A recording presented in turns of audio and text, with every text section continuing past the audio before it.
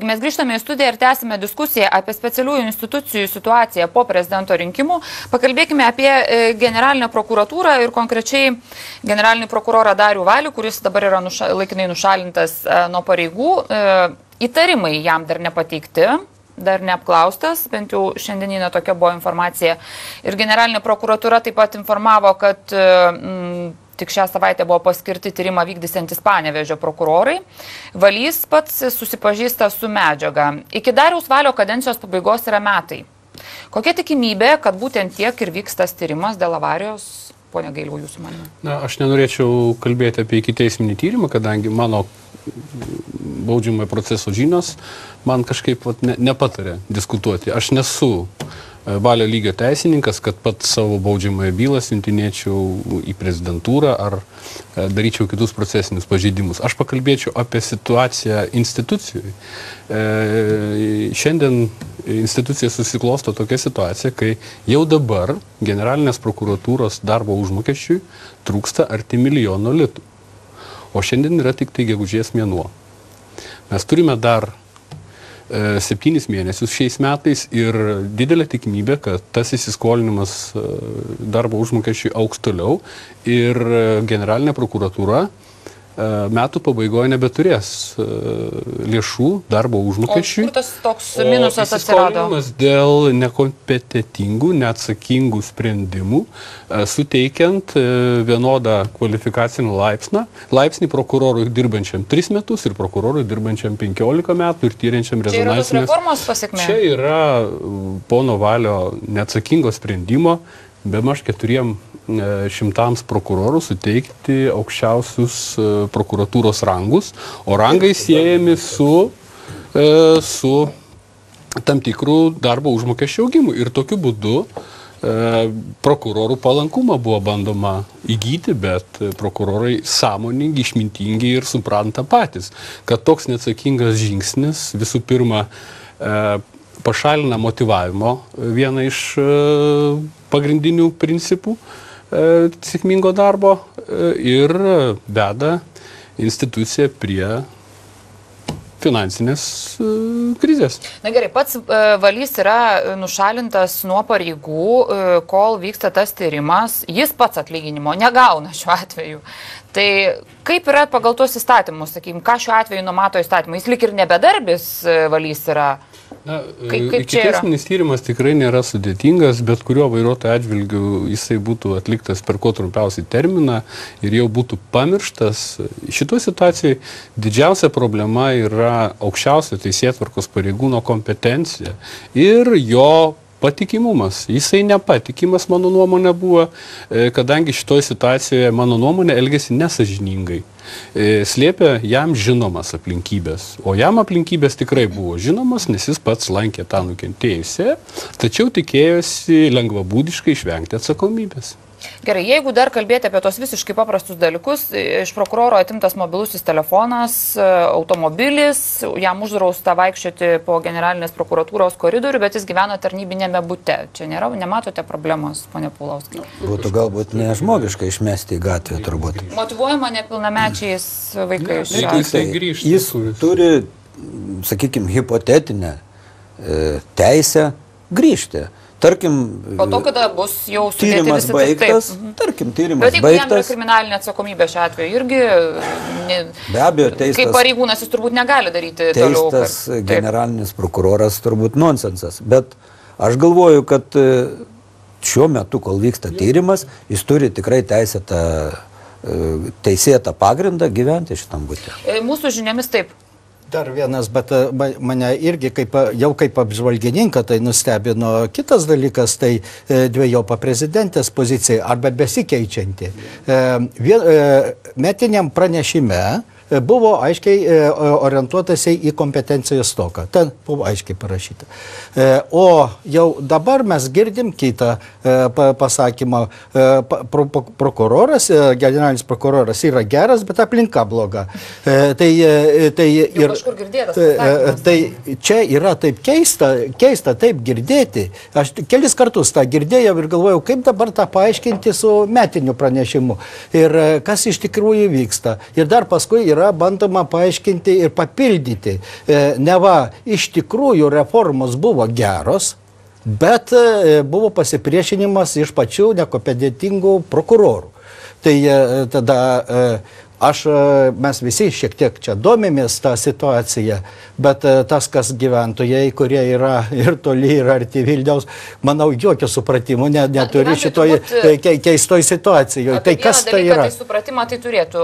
Na, generalinis prokuroras yra iš Naujosios Akmenės ir bent jau mums pavyko sužinoti, kad greičiausiai jis ten ir negrįš, nes turime patvirtintą informaciją, kad jis balandžio mėnesį Balsiuose įsigijo namą, už kurį neoficialiomis žiniomis sumokėjo iki 1 milijono litų, o namą pirko iš buvusio Seimo nario konservatoriaus Vaidoto Bacevičiaus, kuris šiandien ir patvirtino apie šį sandorį. Tai siūlau pažiūrėti, ką buvęs Seimo narys sakė.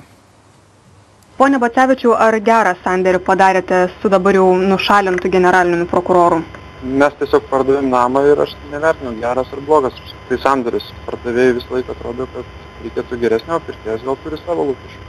Mūsų žiniomis jūs namą pardavinėjote už 900 000 litų, na plius minus tokia kaina buvo. Ar už tokią kainą ir pavyko parduoti? Ne, ta kaina buvo ir šiek tiek mažesnė ir pradinė kaina ir be abejo, tai kai parduodamas toksai daiktas, pastatytas namas, tai vyksta dėrybos ir ta kaina buvo sudarėta mažesnė.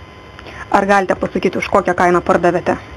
Galiu pasakyti, maždaug 10% nuo pradinės kainos pardavimo, kuri buvo šiek tiek mažesnė, negu jūs minėjote, bet labai nenorėčiau komentuoti to už pirkėją, kiek žinau, jis yra viešas asmuo ir pareigūnas ir galėtų pats tai padaryti. O sakykite, Darius Valys pirko už paskolą ar grinais jums sumokėjo?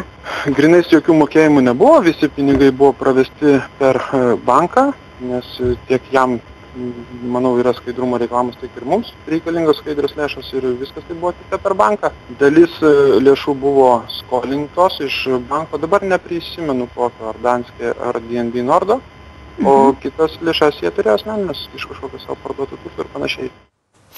Tai štai, čia buvo namo pardavėjas, aš dar paprašysiu režisierės parodyti, mes šiandieną ir nufilmavome, kaip tas namas, kurį prokuroras įsigijo. Iš esmės, juk turbūt nėra kažkokio labai didelio skandalo ar kriminalo, kad prokuroras namą nusiperka, bet jeigu pažiūrėti į generalinio prokuroro deklaracijas, tai tarkim pajamos 12 metais 4 maždaug milijonų litų, panašiai 11 metais 10 per 100 000 litų, netgi jeigu dalis tų pinigų, sakykime, už kuriuos įsigytas nekilnojamas turtas yra skolinti pinigai, kita dalis grinėji, tai visgi vis tiek kyla toks klausimas, ar prokuroras galėjo tiek susitaupyti, kad įsigyti, jeigu tas namas kainavo iki 1 milijono litų. Čia dar yra, aš tik tai vieną aspektą galiu pastebėti, yra gyvenimo išminties klausimas. Yra nerašyta taisyklė, ar politikai, kurie yra aktyvioj politikoje, ar įvairūs, taip sakant, pareigūnai ir ypač aukščiausio rango pareigūnai, praktiškai tarnybos metu vakarų demokratinėse valstybėse stengiasi nieko neįsigyti ir nieko nepirkti. Tai yra tokia nerašyta taisyklė, nes visada sukels didžiulį smalsumą ir dėmesį ir kas ir kur. Visada... Ponas Gailius čia patirties turi, jam buvo netgi mestelėta tokia pastaba, kad jeigu nieko nenusipirko, tai blogai dirbo šiuo atveju, ar ne taip? Čia išminties klausimas. Gerai, išmintis išmintimi, visgi, ar tas, sakykime, įsikūrimas Vilniuje reiškia, kad generalinis prokuroras, netgi jeigu negrįš į generalinio prokuratūrą, jisai vis tiek greičiausiai kažkur turės kažkokią karjerą čia Vilniuje, ponia Paulauskai? Manau, jis tai planuoja jau tikrai. Ar jis planuoja, ar už jį gali būti suplanuota? Esama tokios informacijos, kad galbūt netgi jeigu jis negrįš į prokuratūrą, tai vis tiek jam kažkokia vieta gali būti parūpinta. Nežinau dėl kokios vietos, bet turbūt natūralu, kad jis į Akmenę grįžti nenori. Galbūt jis ten kaip ir neplanuoja toliau gyventi, dirbti jo labiau. Pabuvęs čia 5 metus, matyt, galėtų ir kur kitur susirasti darbą, ne tik tai prokuratūroje. Ar jam užtenka kompetencijos? Visą laiką buvo diskutuojama apie tai, kad tai yra prezidentės pasirinktas prokuroras, tačiau tam tikrų buvo abejonių dėl jo kompetitingumo užimti šitas pareigas, dėl apskritai jo patirties darbinės. Kompetencija turbūt buvo vertinama su tom pareigom, kurias jis užėmė generalinio prokuroro. Akivaizdu, kad jos trūko, bet jis gali pasirinkti kitas pareigas, kur atitiktų jo kompetenciją. Pone Gailiau, kaip jūsų manimo, jūs kalbėjote apie tą prokuratūros situaciją, apie darbo užmokestį, apie minusus, kas čia turėtų prisimti atsakomybę ir kaip jinai turėtų būti išreikšta ta atsakomybė? Jeigu sakot, kad čia yra prasto vadovavimo pasiekmė, tai kaip šitą klausimą išspręsti jūsų manimo? Na, tai keičiant vadovybę, klausimai tokie sprendžiami ir tikėtis, kad į šitas pareigas bus paskirtas atsakingas ir kompetentingas pareigūnas, turintis gyvenimiškos patirties, išminties ir galbūt jau dirbęs institucijoje, vadovavęs ir nepadaręs didelių klaidų. O ponui Valiui ieškomas šitas prokuroras, tai gali būti sudėtinga, o tai, kad jaunas žmogus, o ponas Valys ir jo žmona yra jauni žmonės, kuriasi Vilniuje, kredituoja savo būstą, aš tame nematau didelių problemų. Prašau, noriu. Finansavimo klausimai institucijos visada priklauso ir uždedama visa atsakomybė vadovui. Ir tą daro ir darbuotojai, ir aplinka praktiškai. Tai ir vadovo praktiškai yra atsakomybė ir pareiga. Aš skųsdavausi Adamkui dėl finansavimo, paskui į premjerui, kad Adamkus padėtų skųstis jam, ir Nacionalinio saugumo gynybos komitetui. Praktiškai tai buvo nuolatinis rūpestis. Jeigu tu to nedarai, tave laiko institucijai blogų vadovų. Bet kaip taip galima paaiškinti? Jeigu, sakykime, Darius Valysis nuolatos turėjo tam tikrą užnugarį prezidentūroje palaikymą, jeigu jūs kalbat, kad reikia eiti skūstis vadovam šiuo atveju, tai jis nesiskundė ir ten tikrai nemokėjo tvarkytis, kame ten reikalas yra. Aš manau, kad jis gaudavo aiškės instrukcijas, ką daryti. Tarkim, šita reforma, apie kurią kalba, ją net reformą aš nevadinčiau, tai buvo praktiškai bandymas pakeisti buvusius darbuotojus, tie, kurie buvo nelojalūs, kurie galėjo principingai savo nuomonę reikšti, tokiais prisitaikėliškais pareigūnais. Atlikta rimta studija, kurią atliko tikrai akademinė bendruomenė, buvo tiesiog jiems tokia užduotis suformuluota ir ne vieno tikslo šita reforma nepasiekė. Nei pinigų nebuvo sutaupyta, nei kompetencijos daugiau atsirado, nei bylų kokybė, nei terminai ir dar kas labiausiai mane sukrėtė, kad sukurta prisitaikėliška bendruomenė prokuratūroje. Tai rodo, kad svarbu patikti viršininkui, svarbu įtikti, o ne tiem žmonėms, dėl kurių tu dirbi.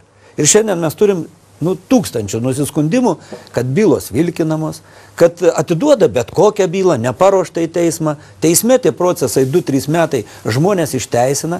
Kas įdomiausia, kad šiandien nėra jokios atsakomybės už išteisintą ir bylą neįrodytą teisme.